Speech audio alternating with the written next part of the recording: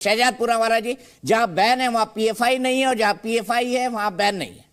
देखिए, आज अंग्रेजी की परिभाषा और व्याख्या आपके एक हिंदी चैनल के इतने बड़े शो पर हो रही है, यही हास्यास्पद है। पर अगर आप आगे की लाइन पढ़ लो तो वो कहते हैं we will take decisive action as per law including imposing a ban on any such organisation. इसका मतलब विच ऑर्गेनाइजेशन, तो जो ऊपर उल्लेख किए गए हैं पीएफआई और बजरंग दल, दो तीन चीजें हैं। एक तो पीएफआई पर पहले से प्रतिबंध है, दूसरा आपके समय पर आपने पीएफआई को तो रेड कारपेट या ग्रीन कारपेट लगा के दिया था, तीसरा बजरंग दल पे 10 साल से आपकी सरकार थी 2004 से 14 तक, और फिर उसके बाद 13 से 18 तक कर्नाटका में। अगर बजरंग दल के खिलाफ एक भी आपके पास सबूत होता तो आप पहले ही कर देते। आपका तो एजेंडा ही ये रहता है हिंदू विरोधी कार्रवाई करना, बजरंग दल के ऊपर कार्रवाई करना, इस प्रकार के संस्थानों पर कार्रवाई करना जो राष्ट्रवादी है। परंतु इससे अलावा मैं आपको क्लियर कट बताता हूं, क्लियर कट दीपक जी, ये clear cut statement of Siddaramaiah ji given to one news organisation The News Minute, जो कर्नाटका का है।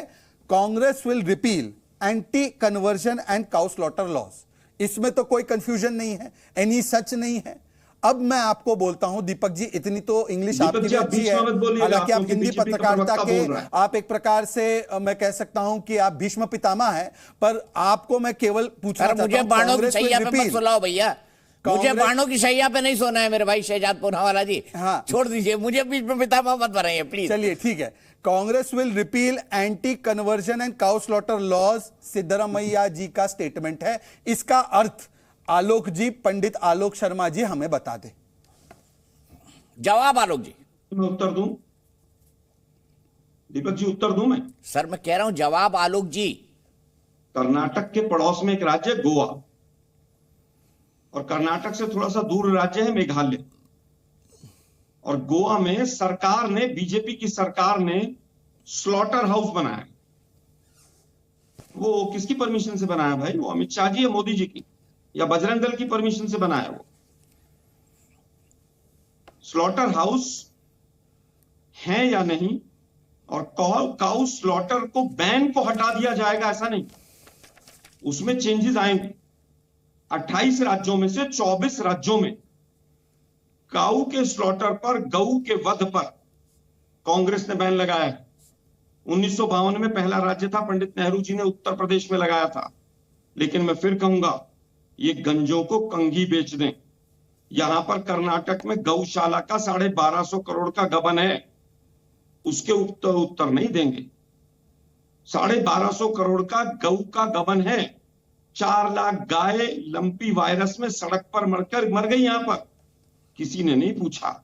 लेकिन आज मंगलवार है, आज बजरंग बली का पूरी तरह से अपमान हो गया है। अरे कब तक इन चीजों के पीछे खड़े रहोगे भाई? उत्तर दे।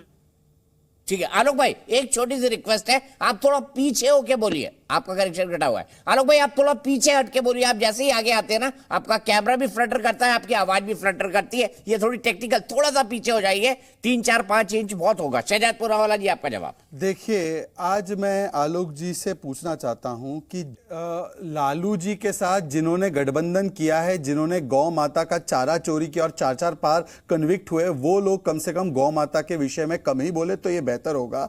आज मैं 2-3 स्पेसिफिक सवाल पूछ रहा हूं, परंतु आलोक जी उसका जवाब नहीं दे पा रहे। चलिए तीसरा सवाल पूछ लेता हूं। धार्मिक आधार पर मुसलमानों को दिए गए आरक्षण को बहाल करके जिस प्रकार से आज कांग्रेस ने कहा है कि हम लिंगायत समाज से और वोक्कलिगा समाज से, जो उनका 2-2% बढ़ा है डिफॉल्ट की वजह से, उसको छीन लेने का काम करेंगे और किसी धार्मिक गुट को हम आरक्षण नहीं देंगे।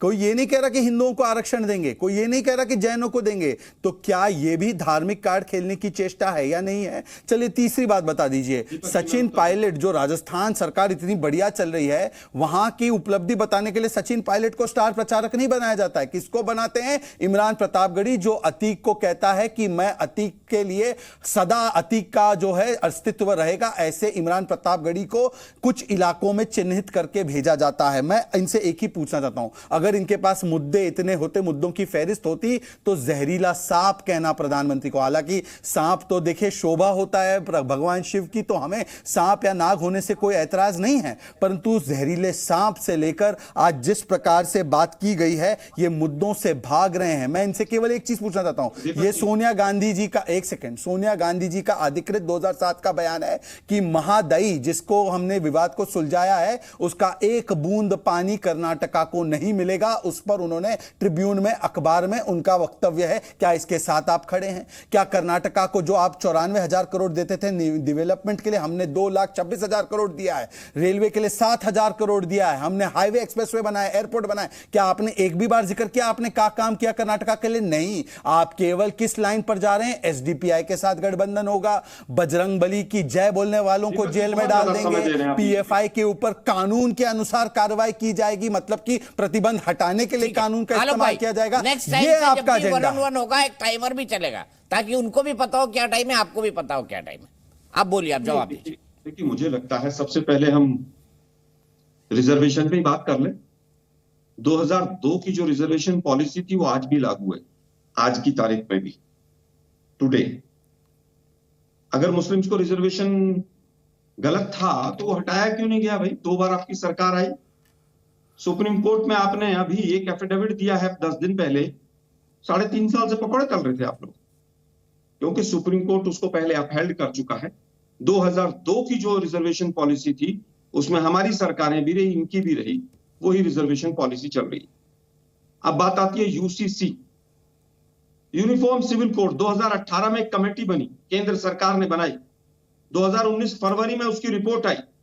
उसमें कहा गया कि यूनिफॉर्म सिविल कोड की देश को जरूरत नहीं। वो नवाज शरीफ की सरकार थी जिसने रिपोर्ट दी थी। तीसरा सवाल, यूनिफॉर्म सिविल कोड 2022, उत्तराखंड का चुनाव, कमेटी बनाएंगे, ये करेंगे, वो करेंगे। उसके बाद ठंडा बस्ता, फिर उसके बाद 4 महीने पहले गुजरात का चुनाव, यूनिफॉर्म सिविल कोड पे लागू करेंगे। अरे भाई, 25 साल से आपकी सरकार थी गुजरात में, आप पकौड़े तल रहे थे। चुनाव याद आता है तो यूनिफॉर्म सिविल कोड याद आता है। लोकसभा 2021, कितने दंगे यूपीए के बाद के समय में, यानी 2014 के बाद हुए, 3664 दंगे हिंदुस्तान में लोकसभा के पटल पर। एमओएस साहब थे, उनके आंसर में आया। उसके बाद भी आप कहते हैं कि कांग्रेस के समय में दंगे होते हैं। पूरा का पूरा देश जानता दंगे कौन कराता। और गृह मंत्री जी, कर्नाटक के लोगों को डराइए मत। हम मुद्दों से क्यों भागेंगे? मुद्दों से आप भाग रहे हैं। और जो लोग खूनी पंजा और कांग्रेस की विधवा और 50 करोड़ की गर्लफ्रेंड कहते हो, उनको सवाल पूछने का अधिकार नहीं। उनको अपने गिरेबान में झांकना चाहिए कि देश ने आपको प्रधानमंत्री बनाया, उसके बाद भी क्या आपको गालियां गिनने के लिए बनाया था? देश के प्रधानमंत्री हो तो गोलियां खाई हैं, और गोलियां गिनी है इस देश ने कि कितने सीने में गोलियां लगी है, छन्नी हो गए। आज मुद्दा यह है, महादेई का मुद्दे की बात कर रहे हैं। 2013 में ट्रिब्यूनल का फैसला था, जो inter state water dispute tribunal है, उसका फैसला था। सोनिया गांधी जी ने उसका नाम लिया था। अरे भाई, अब तो तीनों जगह आपकी सरकार थी पिछले 3.5 साल से। गोवा में भी आपकी सरकार थी, कर्नाटक में भी आपकी थी, और केंद्र में भी आपकी थी। फिर महादेई का समस्या क्यों नहीं सॉल्व हुई? क्यों भी अभी भी हुबली, धारवाड़, बेलगावी को पानी क्यों नहीं मिलता है? अपनी नाकामियों को छुपाने के लिए कब तक आप दूसरों के पीछे खड़े रहेंगे? क्या तीनों जगह आपकी सरकार नहीं थी? क्या आपने नेशनल वाटर डिस्ट्रीब्यूशन ट्रिब्यूनल में उसको सॉल्व करवाया?